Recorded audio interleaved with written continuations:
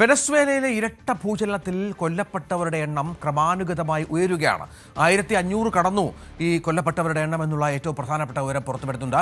32,200 ആളുകൾക്ക് പരിക്കേറ്റിട്ടുണ്ട്. 50,000 പേരെ കാണില്ല എന്ന UN റിപ്പോർട്ട് ഏറെ നിർണായകമായി മാറുകയാണ്.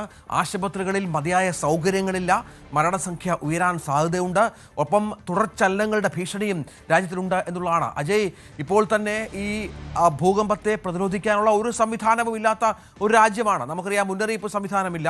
ഇപ്പോൾ ആശുപത്രികളിൽ പ്രത്യേകിച്ച് സജ്ജീകരണങ്ങളൊന്നുമില്ല.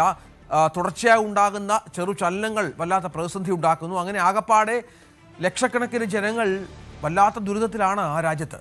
രഞ്ജിത്ത്, വെനസ്വേലയിലുള്ള ആരോഗ്യ മേഖല അത് ഒന്നാകെ തകിടം മറിഞ്ഞുകൊണ്ടിരിക്കുകയാണ്. ഓരോ ദിവസവും അത് ഒരു തകർച്ചയുടെ വക്കിൽ തന്നെയാണ്. കാരണം ഇതിന് മുൻപേ ഉള്ള ഭരണകൂടങ്ങളുടെ പിടിപ്പുകേട് കാരണം അവിടെയുള്ള ആരോഗ്യ മേഖല അത് നിരന്തരം അവഗണിക്കപ്പെട്ടുകൊണ്ടിരിക്കുകയായിരുന്നു. അതുകൊണ്ട് തന്നെ ആശുപത്രികളിൽ വേണ്ട സൗകര്യങ്ങളില്ല. രോഗികളെ കൊണ്ട് നിറഞ്ഞത് കാരണം പല ആശുപത്രികളുടെ പ്രവർത്തനങ്ങൾ പോലും സ്തംഭിച്ച അവസ്ഥയിലാണ്. ഓരോരുത്തർ അവരുടെ ഉറ്റവരെയും ഉടയവരെയും കൊണ്ട് രക്ഷാപ്രവർത്തകർക്കൊപ്പം ആശുപത്രികളിലെത്തി അവിടെ മണിക്കൂറുകളോളം കാത്തു നിൽക്കേണ്ട അവസ്ഥ.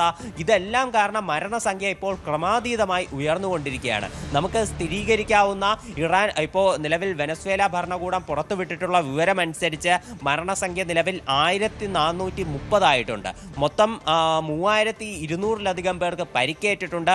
3100 പേർ നിലവിൽ ഇതുവരെയുള്ള കണക്ക് വെച്ച് ഭവനരഹിതരായിട്ടുണ്ട് എന്നാണ് വിവരം. UN പുറത്തുവിട്ടിട്ടുള്ള കണക്ക് പ്രകാരം ഏതാണ്ട് 50,000-ലധികം പേരെ ഇതുവരെ കാണാനില്ല.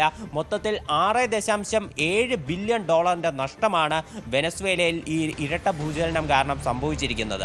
ഇപ്പോഴും ഈ കെട്ടിട അവശിഷ്ടങ്ങളൊന്നും തന്നെ പ്രദേശത്ത് നിന്ന് നീക്കം ചെയ്തിട്ടില്ല. ഇപ്പോൾ ഇന്ത്യ അടക്കം വിവിധ രാജ്യങ്ങളുടെ 1600-ലധികം രക്ഷാപ്രവർത്തകർ വെനസ്വേലയിൽ തുടരുന്നുണ്ട്. ഈ രക്ഷാപ്രവർത്തകർ ഈ കെട്ടിടങ്ങളുടെ അവശിഷ്ടങ്ങൾ നീക്കാനൊക്കെ അവിടെ വളരെയധികം കഷ്ടപ്പെടുന്നുണ്ട്. അവിടെയുള്ള പല താവളങ്ങളുടെ റൺവേകൾ ഓപ്പൺ അല്ല. ഇപ്പോൾ തലസ്ഥാന നഗരമായിട്ടുള്ള കാരക്കാസിലുള്ള പ്രധാനപ്പെട്ട വിമാനത്താവളത്തിൻ്റെ റൺവേ വരെ അടഞ്ഞു കിടക്കുകയായിരുന്നു. ഇപ്പോൾ അത് വീണ്ടും പ്രവർത്തന സജ്ജമായിട്ടുണ്ട് എന്നാണ് US അധികൃതർ പുറപ്പെടുവിച്ചിരിക്കുന്ന വിവരം. അതോടെ കൂടുതൽ സാമഗ്രികൾ രാജ്യത്തേക്ക് എത്തുമെന്ന് പ്രതീക്ഷിക്കാം. അങ്ങനെ കൂടുതൽ സാമഗ്രികൾ എത്തിച്ചാൽ മാത്രമേ ഈ കെട്ടിടാവശിഷ്ടങ്ങൾ നീക്കം ചെയ്ത് കൂടുതൽ പേരെ കണ്ടെത്താനാവുകയുള്ളൂ. അങ്ങനെയാണെങ്കിൽ മരണസംഖ്യ വീണ്ടും ക്രമാതീതമായി ഉയരാൻ സാധ്യതയുണ്ട് എന്നാണ് വിവരം.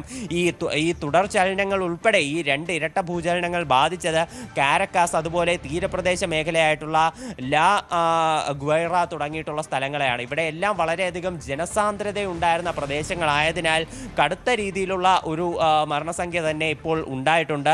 ഇന്ത്യ ഓപ്പറേഷൻ അമിസ്താദുമായിട്ട് ഇപ്പോഴും മേഖലയിൽ തുടരുന്നുണ്ട്. ഈ ദുരിതാശ്വാസ സാമഗ്രികളും മറ്റ് മരുന്നുകളും ഉൾപ്പെടെ ഇന്ത്യ അയച്ചു നൽകിയിട്ടുണ്ട്. ഈ പ്രവർത്തകർ ഇപ്പോഴും മേഖലയിൽ തുടർന്നുകൊണ്ടിരിക്കുകയാണ്. അതുപോലെ അമേരിക്ക ഇനിയും തുടർചലനങ്ങൾ ഉണ്ടാകാൻ സാധ്യതയുണ്ടെന്ന് ഒരു മുന്നറിയിപ്പ് കൂടി പുറപ്പെടുവിച്ചിട്ടുണ്ട്. ശരി അജയ്.